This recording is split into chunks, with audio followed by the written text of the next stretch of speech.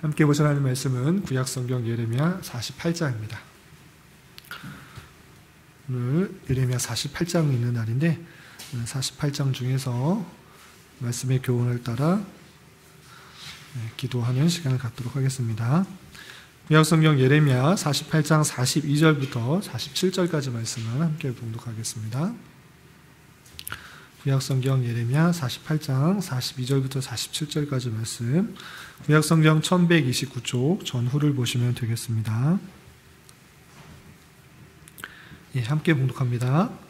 모압이 여호와를 거슬러 자만하였으므로 멸망하고 다시 나라를 이루지 못하리로다.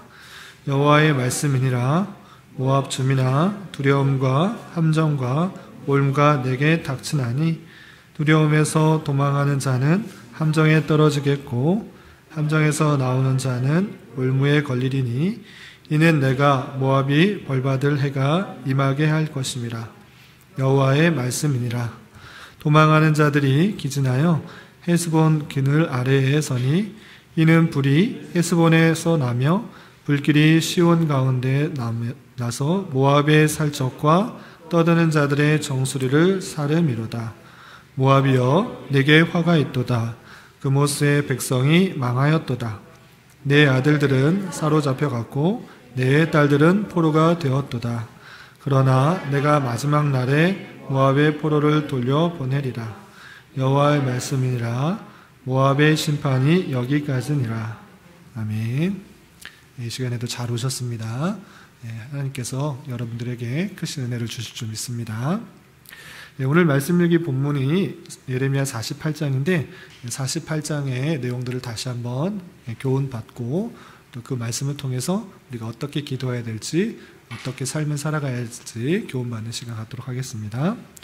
우선 예레미야 우리 계속 읽어가고 있는데 문맥을 좀 살펴보면 1장부터 45장까지는 유대 백성들이 어떠한 죄 가운데 있었는지, 어떻게 부패하고 타락하였는지 나오게 되고, 그로 말미암아 하나님의 심판이 임한다라는 내용을 대하였습니다. 그리고 심판에서 끝나는 것이 아니라 하나님의 주권 가운데 그 백성을 회복시키시고 또 구원하신다라는 그 언약의 말씀들을 하셨습니다. 그리고 46장부터 51장까지는 열방, 이스라엘 백성들뿐만 아니라 하나님께서 그 주변에 있는 여러 나라들, 그 나라들도 함께 심판하시겠다라는 그런 말씀이 나옵니다. 그 말씀들 중에 48장은 그 열방 중에 모압이라는 나라, 모압이라는 나라에 대한 심판과 구원에 대해서 나오고 있는데 그 내용을 좀 살펴보도록 하겠습니다. 우선 모압이라는 나라가 혹시 어디 있는 줄 아세요? 우리 시오, 모압이라는 나라가 어디 있는 줄 아세요? 그쪽이요? 그쪽에서. 그럼 이스라엘의 북쪽에 있을까요? 남쪽에 있을까요? 동쪽에 있을까요? 서쪽에 있을까요? 네? 북쪽? 네? 북쪽? 아닌데요. 북쪽 아니고 이스라엘 있으면 이스라엘의 요단강을 건너서 동쪽을 건너서 남쪽에 있습니다. 그래서 동남쪽에 있는 것입니다. 그래서 동남쪽에 있는 나라가 암몬과 모압인데 그 암몬 밑에 있는 나라가 모압입니다. 그 모압에 있는 나라에 대해서 하나님께서 심판하신 내용들이 어떠한지 좀 살펴보도록 하겠습니다. 우선 전체적으로 계속 심판하시겠다, 어떻게 심판하신다는 내용이 아주 많이 나와 있습니다. 그런데 핵심적인 몇 구절만 보도록 하겠습니다. 1절, 2절에 보면 이렇게 되어 있습니다. 48장 1절, 2절. 모압에 관한 것이라 만군의 여호와 이스라엘 하나님께서 이와 같이 말씀하시되 오호라 느보여 그가 유린당하였도다. 그래서 느보라는 나라 지역이 나오는데 이것은 모압의 한 성읍을 말하는 것입니다. 그래서 느보가 유린당하였다. 기럇아임이 수치를 당하여 점령되었다. 기럇아임도 모압의 한 성읍입니다. 기럇아임이 점령되었고 또 미스갑이 수치를 당하여 파괴되었다로 되어 있습니다. 느보, 기럇아임, 미스갑이 점령되고 유린당하고 파괴되었다.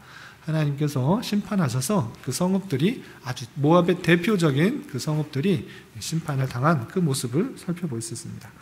여러 가지 그런 표현들이 있는데 건너뛰어서 그럼 그렇게 심판하셔서 얼마나 큰 피해를 입었는가, 얼마나 큰 심판이 임하였는가 좀 건너뛰어서 이해를 돕기 위한 그 말씀이 37절부터 39절까지 되어 있습니다. 좀 건너뛰어서 심판의 정도가 어느 정도 되는지 37절부터 39절까지 한번 같이 읽어보겠습니다. 시작. 모든 사람이 대머리가 되었고 모든 사람이 수염을 밀었으며 손에 칼자국이 있고 허리에 굵은 배가 둘렸고 모압의 모든 지붕과 거리 각처에서 슬피 우는 소리가 들리니 내가 모압을 마음에 들지 않는 그릇같이 깨뜨렸습니다. 여호와의 말씀이니라. 어찌하여 모압이 파괴되었으며 어찌하여 그들이 애곡하는가? 모압이 부끄러워서 등을 돌렸도다. 그런즉 모압이 그 사방 모든 사람의 조롱거리와 공포의 대상이 되리로다. 아멘. 37절 보면 모든 사람이 대머리가 되고 모든 사람이 수염을 밀었다 되어 있습니다. 그 모든 사람이 대머리가 되고 수염을 밀었다라는 뜻이 무엇이냐면 이때 당시에 머리가 없는 것, 머리가 잘리는 것과 수염이 밀리는 것이 상당히 부끄러움과 수치의 대상이었습니다. 그런 것과 같이 모든 사람이 수치와 또 조롱과 부끄러움의 대상이 되는 그런 모습이 있다라고 표현하고 있는 것입니다. 그리고 38절에서 보면 마음에 들지 않는 그릇을 깨뜨리듯이 토기장이가 그릇을 만드는 그런 사람이 마음에 들지 않는 그런 그릇을 보면 사정없이 깨뜨리는 것을 TV에서나 많이 봤을 것입니다. 그런 것과 같이 모압이 그렇게 깨뜨림을 당하게 될 것이다 이렇게 표현하고 있고 39절에서는 사방의 모든 사람이 모압을 조롱하는 그런 모습들 그리고 공포의 대상이 될 만큼 정말 심하게 무너졌고 폐허가 되었기 때문에 저 모압을 보면 참 무섭다 이렇게 생각이 들 정도로 심하게 심판을 받은 그런 모습 가운데 있게 될 것을 표현하고 있습니다. 그렇다면 모압이 왜 이렇게 크게 심판을 받는가 살펴보기 전에 심판의 범위도 보겠습니다. 심판의 범위 보면 모압의 모든 성읍인 것을 알 수 있습니다. 아까 느보, 게라다임, 미스가라고 나와 있는데 좀 건너뛰어서 21절부터 24절까지 보면 여러 성읍이 나옵니다. 21절부터 24절 보면 제가 한번 읽어보겠습니다. 심판이 평지에 이르렀나니 곧 훌론과 야사와 벳바앗과 디본과 느보와 벳디블라데아임과 기랴다임과 벳가물과 벳모온과 그리옷과 보스라와 모압 땅 원근 모든 성읍에로다 라고 되어 있습니다. 하나하나 이름을 불러가면서 큰 성읍이든지 장읍 성읍이든지 그들이 살고 있는 여러 성읍들을 이름을 하나하나 불러가면서 모든 성읍에 미치게 될 하나님의 심판에 대해서 설명을 하고 있는 것입니다. 그렇다면 왜 이렇게 모든 성읍에 하나님의 심판이 그렇게 크게 임하게 되었는가? 그 이유에 대해서 살펴봐야 될 것입니다. 그 이유에 대해서 여러 구절이 되는데 첫 번째 7절에 이런 표현이 있습니다. 모압이 심판받는 첫 번째 이유, 잘못된 의뢰를 하고 있는 것을 볼 수 있는데 7절 말씀 함께 읽어보겠습니다. 시작. 내가 내 업적과 보물을 의뢰함으로 너도 정복을 당할 것이요 그모스는 그의 제사장들과 고관들과 함께 포로되어 갈 것이라. 내가 무엇을 의뢰했다고 되어 있습니까? 내 업적과 보물을 의뢰함으로 되어 있습니다. 모압이 심판받는 첫 번째 이유는 그들이 업적과 보물을 의뢰했기 때문에 하나님께서 그를 정복시키시겠다, 심판받게 하시겠다 이렇게 표현하고 있는 것입니다. 여기만 그렇게 표현된 것이 아니고 13절에 이런 표현이 있습니다. 13절 말씀 함께 읽어보겠습니다. 시작. 이스라엘 집이 베델을 의뢰함으로 수치를 당한 것 같이 베델이 그못으로 말미암아 수치를 당하리로다. 이스라엘 집, 북이스라엘이 베델에 의뢰했다라는 것은 무슨 뜻이냐면 북이스라엘 사람들은 베델에 송아지 우상을 만들어 놓고 예루살렘의 성전에 가지 말고 이 베델에 있는 송아지 이것이 하나님이다. 그래서 이것을 섬겨라 이렇게 말했는데 그렇게 헛된 것 우상을 섬긴 것 같이 섬겨서 수치를 당한 것 같이 심판을 당한 것 같이 이 모압은 누구를 의지했는가? 이 그모스라는 우상을 숭배했습니다. 그래서 모압의 신은 그모스인데 모압이 그렇게 우상을 숭배했기 때문에 수치를 당할 것이다. 하나님을 의뢰한 것이 아니라 그모스라는 우상을 숭배했기 때문에 수치를 당한다. 이렇게 표현하고 있는 것입니다. 또한 건너뛰어서 35절에도 이런 표현이 있습니다. 35절 함께 봉독합니다. 시작. 여호와의 말씀이라 모압 산당에서 제사하며 그 신들에게 분향하는 자를 내가 끊어버리리라. 하나님의 말씀인데 분명히 말하겠다. 모압 산당에서 제사하며 그 신들에게 분향하는, 아까 그 신들이 누구라고 했습니까? 그모스라는 신, 그 우상에게 분향하는 것, 제사하는 것, 섬기는 것, 그거 내가 끊어버리겠다. 왜 끊어버리겠습니까? 잘못했기 때문에. 우상을 숭배하는 그 모습들을 하나님께서는 잘못된 의뢰이기 때문에 심판하신다. 이렇게 표현하고 있는 것입니다. 그래서 모압이 심판받는 첫 번째 의의는 잘못된 의지, 잘못된 의뢰, 이것이 심판의 원인인 것입니다. 또 두 번째는 무엇이냐면 하나님에 대해서 조롱하고 또 교만하고 거만하고 오만하고 자만한 모습. 하나님이 정말 크신 분인데 그 앞에서도 겸손함 없이 그 앞에서 떳떳하고 자신이 드러나려고 하는 그런 모습들이 있었는데 그 모습들을 하나님께서는 지적하고 있는 것입니다. 그 내용이 26절에 이렇게 표현되어 있습니다. 26절 함께 봉독하겠습니다. 시작. 모압으로 취하게 할지어다. 이는 그가 여호와에 대하여 교만함이라. 그가 그 토한 것에서 뒹굴므로 조롱거리가 되리로다. 모압이 여호와에 대해서 교만하였다라고 표현하였습니다. 하나님 앞에서 겸손할 줄 알아야 되는데 그렇지 않고 신이 있으면 뭐 어떻게 있겠어? 그 하나님이 있다고? 그러면 뭐 어떻게 해봐라. 겸손하지 못하고 하나님에 대해서 교만한 모습들이 이 모압 가운데 있었던 것입니다. 그래서 심판하신다라는 것입니다. 여기서만 표현된 것이 아니라 29절에도 이렇게 표현됐습니다. 29절 말씀 함께 봉독합니다. 시작. 우리가 모압의 교만을 들었나니 심한 교만 곧 그의 자고와 오만과 자랑과 그 마음의 거만이로다. 모압이 교만하였다. 심한 교만이어서 스스로 높아지려고 하는 것, 스스로 오만한 것, 자기를 자랑하는 것, 그리고 거만한 모습들, 거들먹거리는 모습들, 남을 우습게 여기는 그런 모습들, 그런 교만들이 있기 때문에 하나님께서 심판하신다. 이렇게 표현하고 있는 것입니다. 또 이런 표현도 있습니다. 42절 함께 봉독합니다. 시작. 모압이 여호와를 거슬러 자만하였으므로 멸망하고 다시 나라를 이루지 못하리로다. 모압은 하나님 앞에 자만하였다라고 표현하고 있어요. 아까는 교만하다, 지금은 자만하다. 그 가운데 하나님의 앞에서 겸손하게 있을 줄 알아야 되는데 그렇지 않은 모습들, 자만한 모습들이 있기 때문에 하나님께서 심판하셨다, 멸망하셨다 이렇게 표현하고 있는 것입니다. 그래서 두 번째 모압의 심판 이유는 하나님에 대해서 겸손하지 못하고 자만하였기 때문에, 거만하였기 때문에, 교만하였기 때문에 심판하는 것이다 라고 했습니다.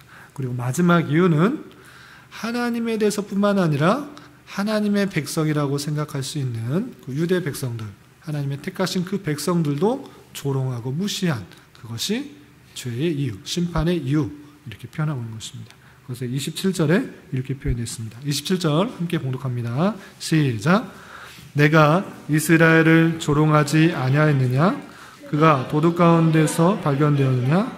내가 그를 말할 때마다 내 머리를 흔드는도다. 내가라고 했을 때 이 내는 계속 나오는 모압입니다. 모압이 이스라엘을 조롱하였다라고 표현하는 것입니다. 이스라엘, 하나님의 택하신 백성인데 그 백성을 조롱한 것입니다. 그리고 도둑 가운데서 발견되었느냐? 내가 그를 말할 때마다 머리를 흔들면서 무시하거나 비웃거나 조롱하는 것입니다. 하나님의 백성들을 무시한 것, 그것이 큰 죄다 이렇게 표현하고 있는 것입니다. 그렇게 하나님 앞에서 올바른 모습들을 보이지 않게 되자 하나님께서 큰 심판을 모압에게 내린 그 모습을 살펴보는 것입니다. 그런데 중요한 것은 하나님께서 이 교만하고 거만하고 그 백성, 하나님의 백성들에게도 비웃고 조롱하고 무시했던 그 모압의 심판이 있음에도 불구하고 하나님께서는 그 백성을 완전히 멸하신 것이 아니라 그 백성 중에 하나님의 택하신 백성, 또 하나님의 때에 하나님의 택하신 백성을 회복시키시고 또한 구원하시겠다라는 예언의 말씀을 하시는 것입니다. 그 내용이 47절에 표현되어 있습니다. 47절 말씀 함께 봉독하겠습니다. 시작. 그러나 내가 마지막 날에 모압의 포로를 돌려보내리라. 여호와의 말씀이니라. 모압의 심판이 여기까지니라. 아멘.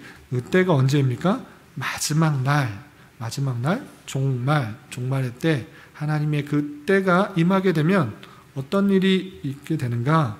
모압의 포로를 돌려보내리라. 모압이 심판을 받아서 포로로 끌려간 그 모습들이 있는데 다 풀려나게 될 것이다. 회복될 것이다. 구원받게 될 것이다. 그리고 모압의 심판, 하나님께서 진노하셔서 심판하는 것이 여기까지다. 이렇게 표현하고 있는 것입니다. 그리고 이것은 내 말이니, 내 뜻이니, 내 계획이니, 내가 정하였으니 그렇게 될 것이다. 라고 회복의 확실성을 그렇게 말씀해 주고 계십니다.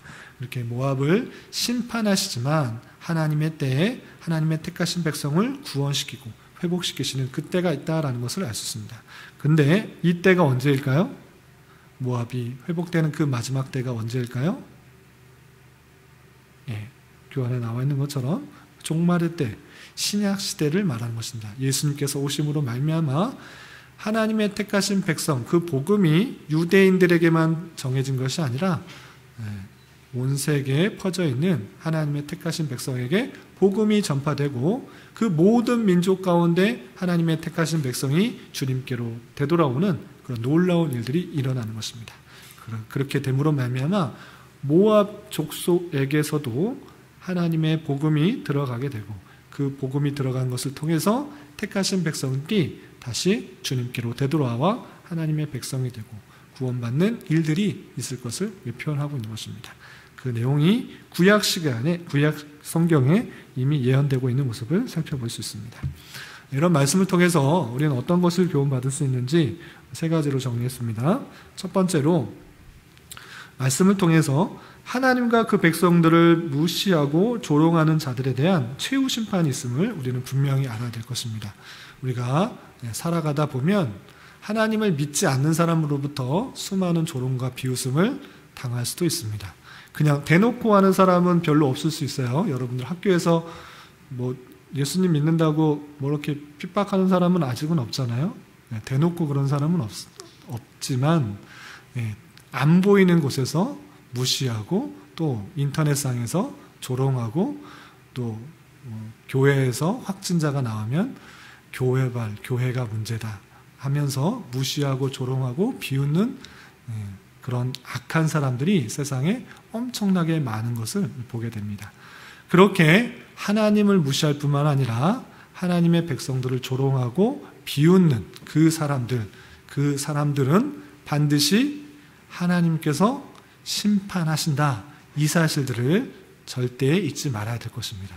그래서 세상 사람들이 정말 하나님을 모르고 하나님 믿는 사람도 비웃고 하나님이 어디냐고 조롱하고 또 무시하고 자신의 힘과 능력만을 믿으며 교만에 떠는 그 모든 사람, 하나님께서 반드시 심판하신다라는 그 사실을 절대 잊지 말아야 되는 것입니다. 그래서 우리는 그런 조롱들, 비웃음으로부터 너무 위축되거나 또 좌절하거나 낭망하지 말고 그들의 최후 심판이 하나님께서 있다라고 결정해 주신 것을 알아 늠름하고 의연하고 담대하게 우리의 주어진 삶을 살아가야 될 것입니다. 그리고 또 하나님께서 그들을 심판하신 이유가 무엇인가라고 했을 때 잘못된 의뢰, 헛된 우상을 의지하고 자신의 업적을 의지하고 자신의 명예나 가진 것을 의지하는 그런 잘못된 의뢰를 하고 있는 모습들을 지적하시고 심판하시는 모습을 볼 수 있습니다. 그렇게 하나님께서는 하나님만을 의지하고 하나님만을 의뢰하기를 정말 바라시는데 그 백성들이, 사람들이 그렇게 하지 않을 때 하나님께서 탄식하시며 안타까우시며 또 그 모습을 싫어하신다는 사실들을 잊지 말아야 될 것입니다. 그것은 믿는 백성이나 믿지 않는 백성에게나 동일하게 주어지는 말씀입니다. 그렇기 때문에 우리는 더욱더 하나님만을 의지하며 나아가야 될 것인데 과연 여러분들은 여러분들의 주어진 자리에서 주어진 삶에 있어서 하나님을 얼마나 의지하고 있는지 되돌아봐야 될 것이에요.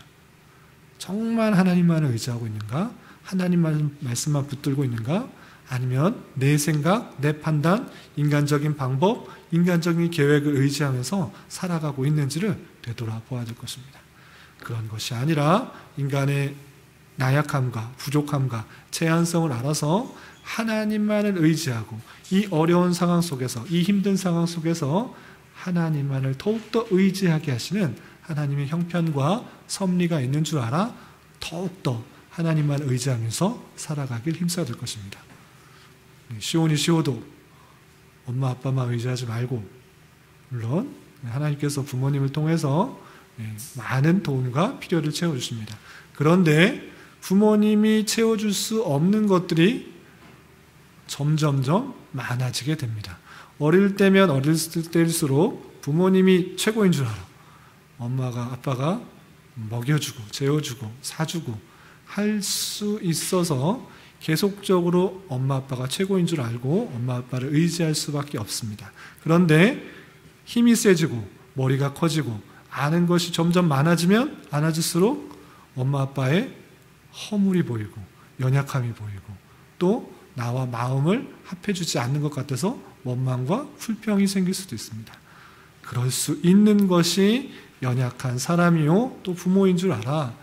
부모님이 참 고마운 존재이고 또 필요한 존재이지만 부모님만을 의지하는 것이 아니라 더욱더 하나님을 의지하고 붙들고 또 나아가는 가운데 하나님께서 부모님을 통해서 역사하시는 손길들을 더욱더 경험할 수 있어야 되고, 부모님이 아닌 친구나 선생님이나 주변 사람들을 통해서 역사하시는 하나님의 손길, 하나님의 놀라운 섭리를 발견할 수가 있어야 될 것입니다. 우리 어린 친구들도 그런 하나님의 놀라운 섭리들을 발견할 수 있는 은혜가 있기를 기원합니다. 세 번째로 생각해야 될 것은 모압에도 정말 하나님을 무시하고 자만하고 교만했던 그 모압, 심판받아도 마땅한 그 모압, 큰 심판이 있음에도 불구하고 하나님께서는 그 안에서도 회복의 약속을 허락하셨다는 그 사실들을 잊지 말아야 됩니다. 눈에 보기에는 정말 저 사람이 하나님의 택하신 백성일까? 하나님을 믿고 구원받을 백성일까?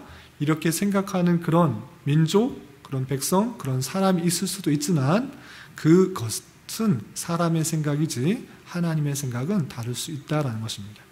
그 세상 사람들, 하나님을 비판하고 비방하고 또 교회를 조롱하고 비웃었던 그 사람들 중에서도 하나님의 때, 하나님의 방법으로 또 회복시키실 하나님의 놀라운 계획이 있다는 사실들을 우리는 기억해야 될 것입니다. 그래서 사람을 외적인 것으로만 판단하지 말고 그 가운데 하나님의 택하신 백성이 있고 하나님의 구원의 백성, 사람들이 있다는 사실들을 알고 그가 주님께로 돌아올 수 있도록 기도하며 간구하며 나가야 될 것입니다.